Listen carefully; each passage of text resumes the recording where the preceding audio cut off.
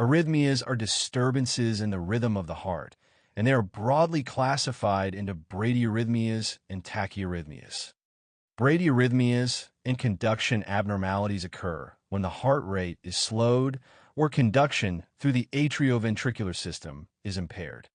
The common types, their causes, clinical features, and treatments are summarized in Table 2.1 to 3 and can be described in detail as follows. Bradyarrhythmias and conduction abnormalities. Sinus bradycardia is a normal response to cardiovascular conditioning, but can also result from sinus node dysfunction or the use of AV nodal blocking drugs, which is why it is important to review medications. On ECG, it shows sinus rhythm with a ventricular rate of less than 60 beats per minute. It may be asymptomatic, but symptoms can include lightheadedness, syncope, chest pain, or hypotension. Treatment is not required if the patient is asymptomatic. If symptomatic, the initial treatment is atropine. If ineffective, second-line treatment includes transcutaneous pacing or dopamine epinephrine infusion, followed by third-line therapy with temporary transvenous pacing. Definitive treatment is permanent pacemaker implantation. First-degree AV block is characterized on ECG by a PR interval greater than 200 milliseconds. It can occur in normal individuals and is often associated with increased vagal tone, beta blocker use, or calcium channel blocker use. Patients are asymptomatic and no treatment is necessary. Second-degree AV block, Mobitz type 1 Wenckebach, presents on ECG as progressive PR lengthening until a dropped beat occurs, after which the PR interval resets. Causes include drug effects such as digoxin, beta blockers, and calcium channel blockers, as well as increased vagal tone and right coronary ischemia or infarction. This block suggests progressively delayed AV nodal conduction and is not always due to intrinsic disease. It is usually asymptomatic.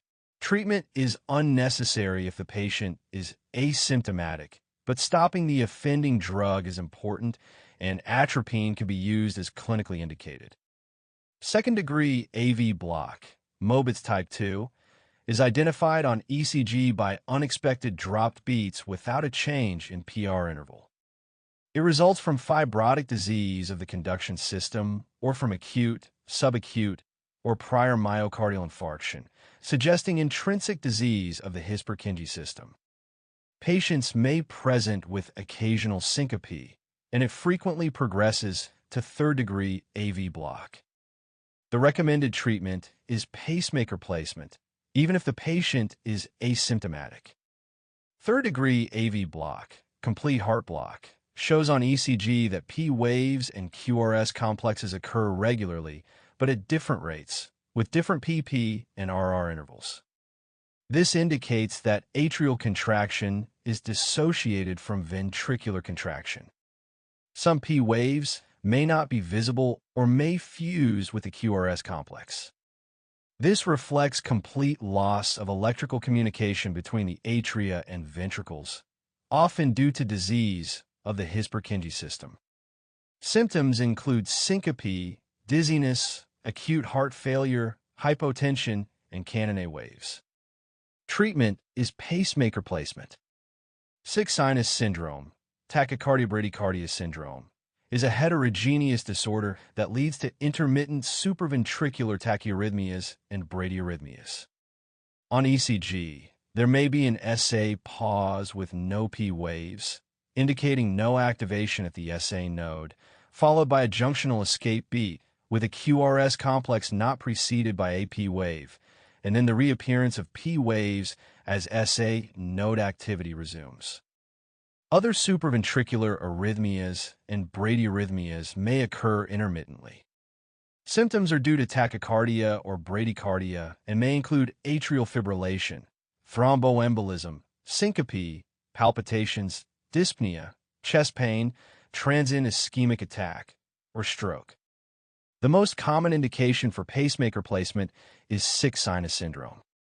In cases of atrial fibrillation or flutter, anticoagulation is required to prevent systemic emboli. Supraventricular tachyarrhythmias. Sinus tachycardia is a normal physiologic response to fear, pain, or exercise, but can also be secondary to conditions such as hyperthyroidism, volume contraction, infection, or pulmonary embolism.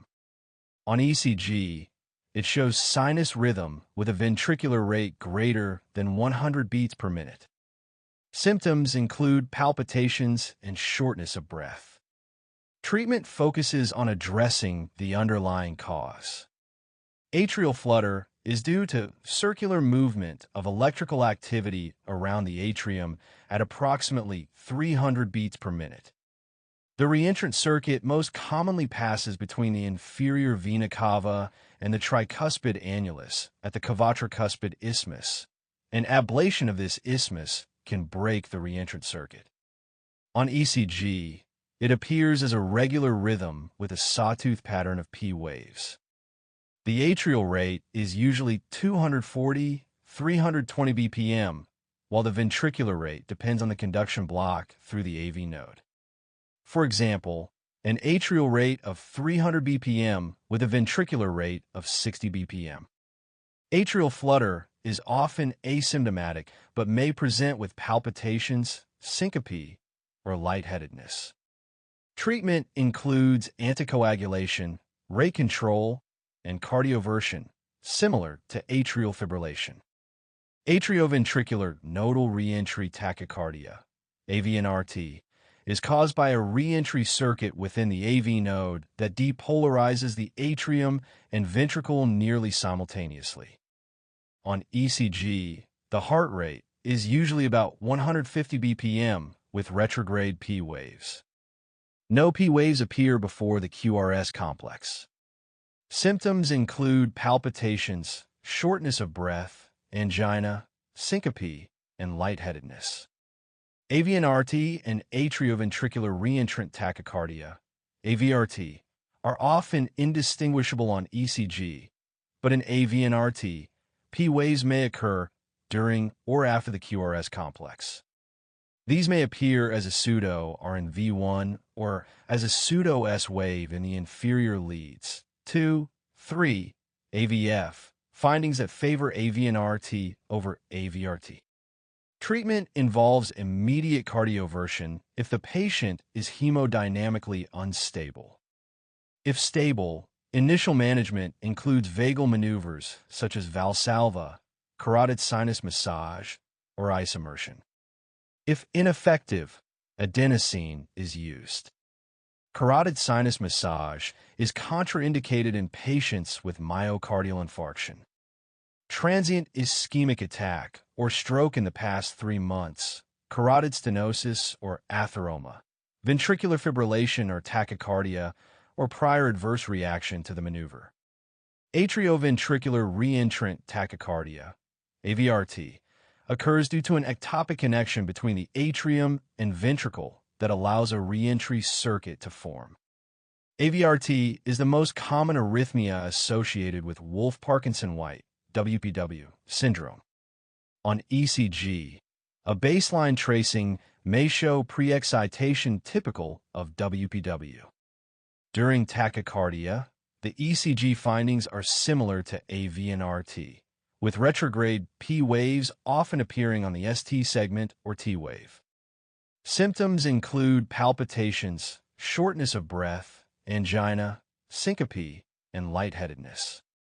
Treatment is generally the same as for AVNRT, except in cases of WPW syndrome, which require specific management. Wolff-Parkinson-White syndrome is characterized by ECG findings of an early upslope of the QRS complex, called a delta wave, due to early activation of ventricles through an accessory pathway. This results in a widened QRS and a shortened PR interval. WPW syndrome is a group of ECG findings that occur when an abnormal fast accessory conduction pathway from atria to ventricles, called the bundle of Kent, bypasses the AV node and causes pre-excitation of the ventricles. It is commonly associated with atrioventricular reentrant tachycardia, AVRT. Signs and symptoms include palpitations, dyspnea, dizziness, and rarely cardiac death. Treatment includes observation for patients without symptoms. Acute therapy includes procainamide or amiodarone.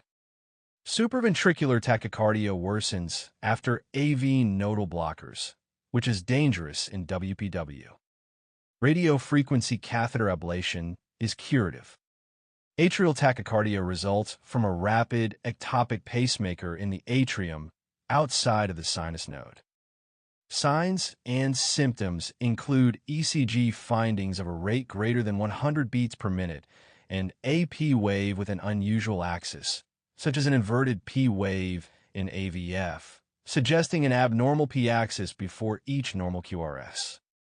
Clinical presentation includes palpitations, shortness of breath, angina, syncope, and lightheadedness. Treatment involves using adenosine to unmask underlying atrial activity by slowing down the rate. Multifocal atrial tachycardia arises from multiple atrial pacemakers or reentrant pathways and is associated with many cardiopulmonary conditions, including chronic obstructive pulmonary disease, hypoxemia, and congestive heart failure. Signs and symptoms include ECG findings of 3 or more unique P-wave morphologies with a rate greater than 100 beats per minute. At least 3 different P-wave morphologies must be visible to confirm diagnosis. The patient may be asymptomatic. Treatment involves addressing the underlying condition as the first step. For acute management, consider intravenous non-dihydropyridine calcium channel blockers and beta blockers. If recurrent and symptomatic, oral non-dihydropyridine calcium channel blockers and beta blockers can be used chronically unless contraindicated. Premature ventricular contractions, PVCs, are ventricular ectopic beats that arise from ventricular foci. They are associated with hypoxia, fibrosis, reduced left ventricular function, electrolyte abnormalities, and hyperthyroidism, but may also occur as a normal finding. Signs and symptoms include ECG findings of early wide QRS complexes not preceded by AP wave, usually followed by a compensatory pause. Patients are usually asymptomatic, but PVCs may cause palpitations. Treatment involves addressing the underlying cause, decreasing caffeine and alcohol consumption, and if symptomatic, giving beta blockers or occasionally other antiarrhythmics. Ventricular tachycardia, VT, is associated with coronary artery disease, myocardial infarction, and structural heart disease.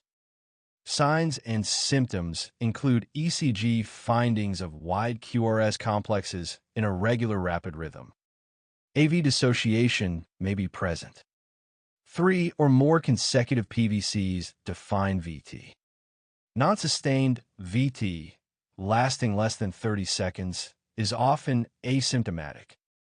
Sustained VT, lasting longer than 30 seconds, may cause palpitations, hypotension, angina, and syncope, and can progress to ventricular fibrillation and death. Treatment includes synchronized cardioversion if the patient is hemodynamically unstable, defibrillation if pulseless, and antiarrhythmics such as amiodarone, lidocaine, or procainamide if stable. Ventricular fibrillation, VF, is associated with coronary artery disease and structural heart disease and is a cause of cardiac arrest, along with asystole. Signs and symptoms include ECG findings of totally erratic wide complex tracings with no discernible rhythm. Clinical presentation includes syncope, absence of blood pressure, and no pulse. Treatment requires immediate electrical defibrillation and following advanced cardiac life support protocol. Torsades de Pointes is a ventricular tachyarrhythmia associated with long QT syndrome, proarrhythmic response to medications, hypokalemia, hypocalcemia, hypomagnesemia, congenital deafness, and alcoholism. ECG findings show polymorphous QRS complexes with variations in amplitude and cycle length, such that the QRS appears to twist around an isoelectric baseline. Ventricular tachycardia occurs with rates between 150 and 250 beats per minute. Clinical presentation may include sudden cardiac death, but it is typically associated with palpitations, dizziness, and syncope. Treatment is synchronized cardioversion if the patient is hemodynamically unstable and defibrillation if pulseless. Initial pharmacotherapy includes magnesium. Hypokalemia should be corrected and offending drugs withdrawn. The primary mechanisms of tachyarrhythmias include abnormal automaticity, triggered activity, and reentry. Abnormal automaticity occurs when myocardial tissue that does not normally pace the heart develops automaticity due to pathologic mechanisms such as ischemia or metabolic disturbances. Examples include accelerated idioventricular rhythm or multifocal atrial tachycardia.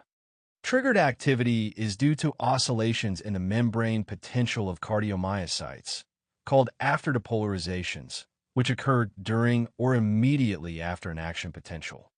If afterdepolarizations cross a critical threshold, a new action potential is generated. An example is Torsades de pointes. Reentry is the most common cause of tachyarrhythmias. In this mechanism, two distinct pathways connect to form a circuit. Conduction down this circuit can sustain a fixed and stable wavefront, which continuously depolarizes the myocardium. Examples include atrioventricular reentrant tachycardia, AVRT, and atrioventricular nodal reentrant tachycardia, AVNRT. The atrioventricular node has two distinct conduction pathways: a slow-conducting pathway with a short refractory period and a fast-conducting pathway with a long refractory period. During normal sinus rhythm, impulses are conducted down both pathways simultaneously, but only the fast pathway transmits to this bundle because the myocardium is already refractory by the time the slow impulse arrives. If a premature atrial contraction occurs while the fast pathway is still refractory, the impulse can only travel down the slow pathway. By the time the impulse from the slow pathway reaches his bundle, the fast pathway has recovered and is no longer refractory. This allows the impulse to conduct retrogradely up the fast pathway. The impulse can then cycle continuously through the fast and slow pathways, producing a reentry tachycardia such as atrioventricular nodal reentrant tachycardia or AVNRT. Other reentrant tachycardias may share this same mechanism. The effective refractory period, or ERP, determines whether the reentry circuit can be sustained. Atrial fibrillation is the most common sustained cardiac arrhythmia. It results in disorganized atrial electrical activity and an irregular ventricular rhythm. This causes increased rates of stroke, heart failure, and mortality. Atrial fibrillation is associated with increased age, hypertension, valvular disease, heart failure, coronary artery disease, and lung disease, such as pulmonary embolism, chronic lung disease, and obstructive sleep apnea. Reversible causes, such as hyperthyroidism, electrolyte disturbances, and substance use, including caffeine and drugs, should be excluded during initial evaluation. The pathophysiology of atrial fibrillation often begins with irregularly depolarizing cells near the ostia of the pulmonary veins that trigger disorganized atrial electrical activity. This leads to an irregular pattern of ventricular contractions. Chronic atrial fibrillation can result in structural changes to the atrium. Atrial fibrillation can be classified as valvular when associated with mitral stenosis or prosthetic valves, or non-valvular.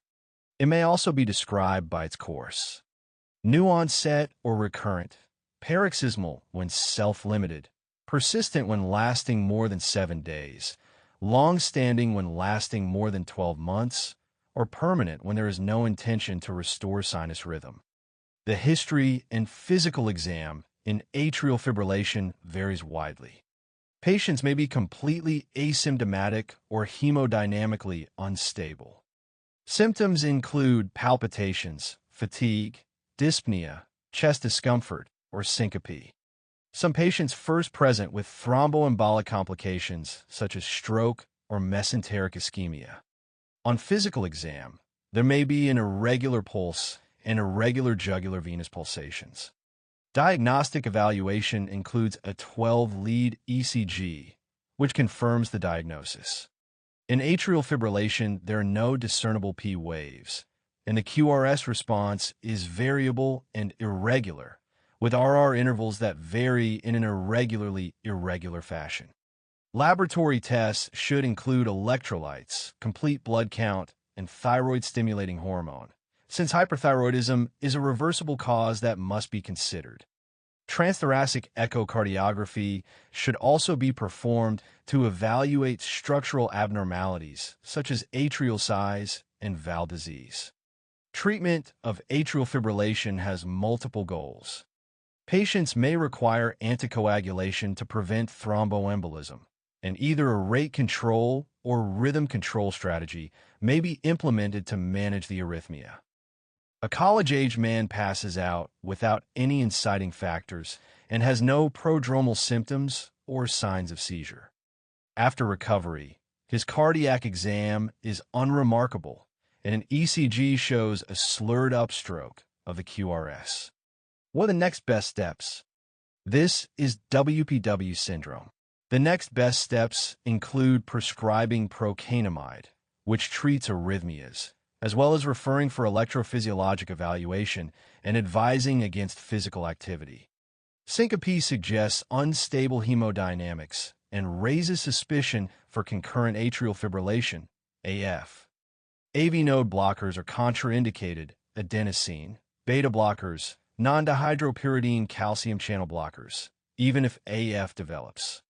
Stroke prevention in atrial fibrillation requires long-term anticoagulation. The decision depends on balancing the risk of thromboembolism, which is estimated by the ck2 score, and the risk of bleeding, which is estimated by the has-bled score. In general, men with a ck2ds2-VASC score of 2 or more and women with a score of 3 or more should receive anticoagulation. Acceptable agents include warfarin, dabigatran, which is a direct thrombin inhibitor, or rivaroxaban, a factor XA inhibitor. In patients with low bleeding risk, anticoagulation may also be considered in men with a score of 1 and women with a score of 2. Key fact: the ck2ds2 VSC scoring system can estimate stroke risk in AF. Score of greater than or equal to 2 in men or greater than or equal to 3 in women. Recommend anticoagulation with a direct oral anticoagulant or warfarin. Anticoagulation may be considered at a lower score, 1 in men, 2 in women. For congestive heart failure, 1 point, hypertension, 1 point, age 75 or older, 2 points, diabetes, 1 point, prior stroke or TI, 2 points, vascular disease, 1 point, age 65 to 74, 1 point, and female sex, 1 point. Stroke prevention can also be achieved with devices. Because most thrombi that cause stroke in atrial fibrillation form within the left atrial appendage, minimally invasive occlusion of the appendage can prevent stroke in patients who cannot tolerate anticoagulation due to high bleeding risk. Surgical closure of the left atrial appendage is also possible in patients undergoing cardiac surgery. Rate control is often preferred over rhythm control in terms of mortality benefit. The target ventricular rate is generally less than 110 beats per minute. Medications for rate control include beta blockers as the best initial treatment, non-dihydropyridine calcium channel blockers, and sometimes digoxin as an adjunct. If medical therapy fails, AV nodal ablation with pacemaker implantation may be required. Rhythm control is usually reserved for patients who remain symptomatic or whose quality of life is affected despite rate control. Rhythm control does not improve mortality, but can improve symptoms. Options include electrical cardioversion, pharmacologic cardioversion, and catheter ablation. In hemodynamically unstable patients with atrial fibrillation, immediate electrical cardioversion is indicated. Stable patients undergoing elective cardioversion require assessment of stroke risk and anticoagulation. If atrial fibrillation has lasted longer than 48 hours, there's a high risk of thromboembolism. In such cases, anticoagulation for 3 weeks prior to cardioversion is recommended, or alternatively, transesophageal echocardiography can be used to rule out left atrial thrombus before proceeding with cardioversion. If atrial fibrillation has lasted less than 48 hours, the risk is lower and cardioversion can be performed without prior anticoagulation, though anticoagulation should still be considered depending on thromboembolic risk. Regardless, anticoagulation should be continued for 4 weeks after cardioversion. For non-valvular atrial fibrillation, anticoagulants include intravenous heparin, low molecular weight heparin, warfarin, or the newer oral anticoagulants. For valvular atrial fibrillation due to mitral stenosis, only warfarin is recommended. Pharmacologic cardioversion can be achieved with drugs such as flecainide, propafenone, dofetilide, amiodarone, or intravenous ibutylide. Catheter ablation is another option, in which pulmonary veins are electrically isolated from the left atrium to prevent abnormal discharges. A similar surgical procedure, called the Cox-Maze procedure, can also restore sinus rhythm during cardiac surgery. 2 additional key facts are important in this setting. The presence of Wolff, Parkinson, White syndrome on ECG, indicated by delta waves, requires the use of procainamide to treat supraventricular tachycardias. Nodal blockers such as adenosine, beta blockers, or non-dihydropyridine calcium channel blockers should be avoided, even if atrial fibrillation develops. Additionally, vasopressors should not be used in hypovolemic shock until adequate fluid resuscitation is given. Although vasopressors increase total peripheral resistance and blood pressure, they reduce blood flow in tissues that undergo vasoconstriction. Autoregulation maintains perfusion in vital organs, but non-vital tissues may suffer ischemia if vasopressors are given before fluids.